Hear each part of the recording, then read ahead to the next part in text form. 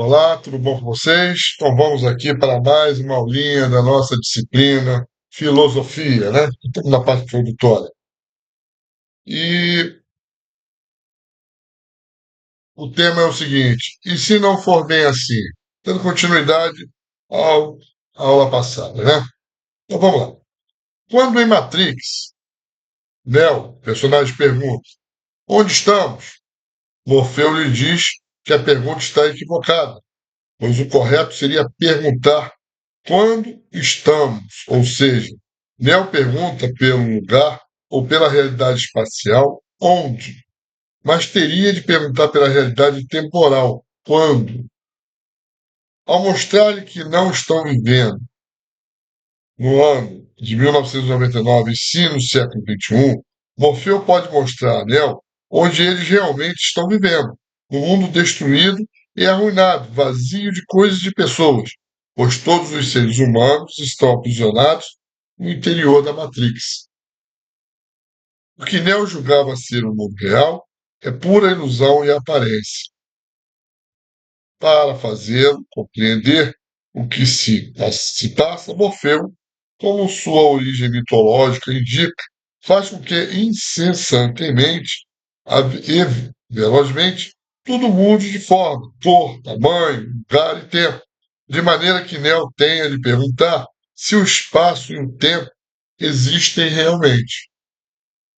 Quando é levado ao oráculo, Neo presencia fatos surpreendentes, vê crianças realizando prodígios, como entortar e desentortar uma colher sem tocar nela, ou manter cubos soltos no ar e em movimento, sem neles tocar. Diante de sua surpresa, a criança que entorta e desentorta a colher lhe diz simplesmente: a colher não existe. Neo está diante de uma contradição entre visão e realidade. O que ele vê não existe, e o que existe não é visto por ele. Exatamente por isso, e por estar perplexo, sem compreender o que se passa, é o que o oráculo lhe mostra a inscrição sobre a porta. Conhece-te a ti mesmo, indicando-lhe que antes de tentar resolver os enigmas do mundo externo, será mais proveitoso que comece compreendendo-se a si mesmo. Isso é muito importante, viu? Que às vezes a sociedade, né, o persona, ele, personagem, ele, nós, né, aqui dentro da Matrix, queremos resolver o problema do mundo inteiro, mas não resolvemos o nosso próprio, o nosso eu interior. Quantas vezes não passamos por situações desse tipo, que nos levam a desconfiar, ora das coisas, ora de nós mesmos, ora dos outros. Cremos que nossa vontade é livre para escolher entre o bem e o mal. Cremos também na necessidade de obedecer às normas e às regras de nossa sociedade, que acontece, porém, quando numa situação nossa vontade nos indica que é bom fazer ou querer algo que nossa sociedade proíbe ou condena. Nós estávamos falando isso na aula de sociologia, né, sobre as regras. Aqui nós já falamos o contrário, né, de não estar submisso às regras. Ou, ao contrário, quando nossa vontade julga que será o mal e uma injustiça querer ou fazer algo que nossa sociedade exige ou obriga, há momentos em que vivemos um conflito entre o que nossa liberdade deseja e o que nossa sociedade determina e impõe. Cremos na existência do tempo, isto é, um transcorrer que não depende de nós, e cremos que podemos medi-lo com instrumentos, como relógio e cronômetro. No entanto, quando estamos à espera de alguma coisa muito desejada ou de alguém muito querido, o tempo parece não passar. Olhamos para o relógio e nele o tempo está passando, sem corresponder ao nosso sentimento de que está quase parado. Ao contrário, se estamos numa situação de muita satisfação, uma festa, um encontro amoroso, um passeio com amigos queridos, o tempo passa velozmente, ainda que o relógio mostre que se passaram várias horas. Vemos que o sol nasce a leste e se põe a oeste, que sua presença é o dia e sua ausência é a noite. Nossos olhos nos fazem acreditar que o Sol se move à volta da Terra e que esta permanece imóvel. Quando, durante muitas noites seguidas, acompanhamos a posição das estrelas no céu, vemos que elas mudam de lugar e acreditamos que se movem à nossa volta, enquanto a Terra permanece imóvel. No entanto, a astronomia demonstra que não é isso que acontece. A Terra é um planeta que no sistema, cuja estrela central se chama Sol, ou seja, a Terra é um planeta do sistema solar. E ela, juntamente com outros planetas, é que se move à volta do Sol no movimento de translação. Assim, não só acreditamos que a objetividade. Não, não do Sol, desculpa. Nossa. Além desse movimento, ela ainda realiza um outro, o de rotação em torno de seu eixo invisível. O movimento de translação explica a existência do ano, e, e o de rotação explica a existência do dia e da noite. Assim, uma contradição entre nossa crença de imobilidade da Terra e a informação astronômica sobre movimentos terrestres. Esses exemplos assemelham-se às experiências e desconfianças de Neo. Por um lado, tudo parece certinho, como tem de ser. Por outro, parece que tudo poderia estar errado ou ser ilusão. Temos a crença na liberdade, mas somos dominados pelas regras de nossa sociedade. Temos a experiência do tempo parado ou do tempo ligeiro, mas o relógio não comprova essa experiência.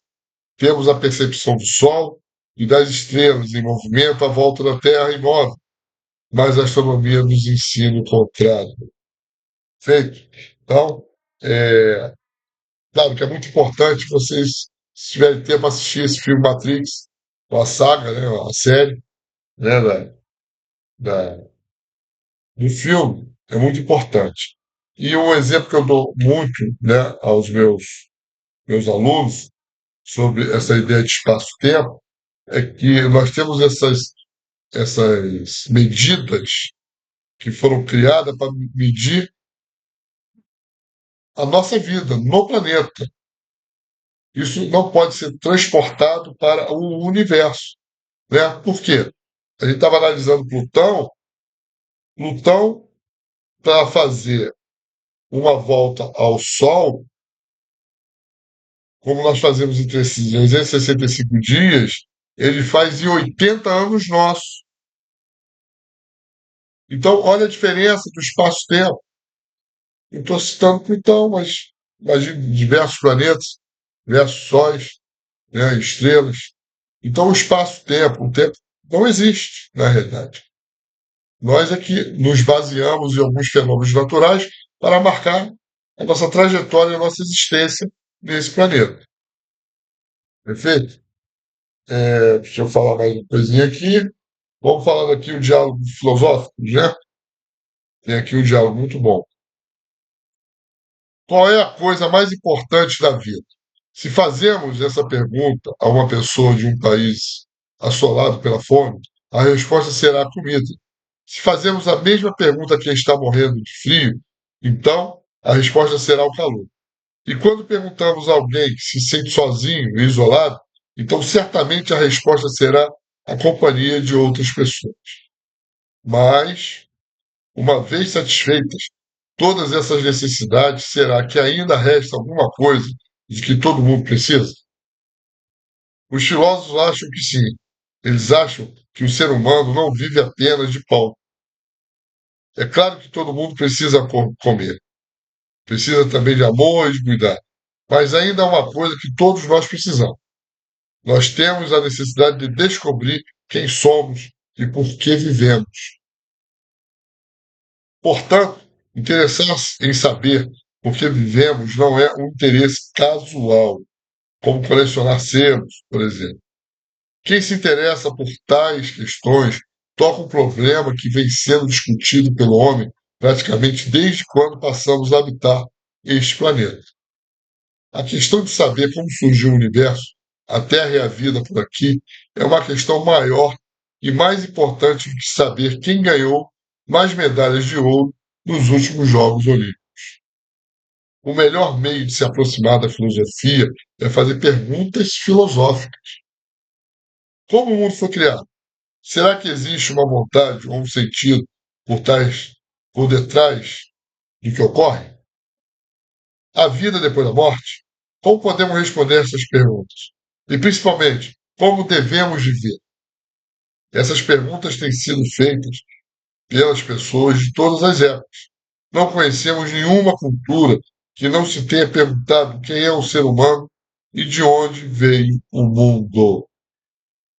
É importante essa reflexão, né? E, filosoficamente, nós buscamos isso no dia a dia, na sua religião, na sua ciência, no ateu, né? Eles sempre estão, eles estão contestando sempre para poder achar uma resposta, sendo contrário ou não, mas que justifique aquela ideia, né, dele. E essa é uma verdade. Isso é filosofia. Isso é filosofar, tá bom? E repetindo, mais uma vez, é muito importante que vocês vejam, se eu não me engano, a trilogia do filme Matrix, tá bom? Então dê o seu joinha, compartilhe o vídeo, aperte o sininho, que isso ajuda a divulgar o nosso trabalho. Tá bom? Até a próxima.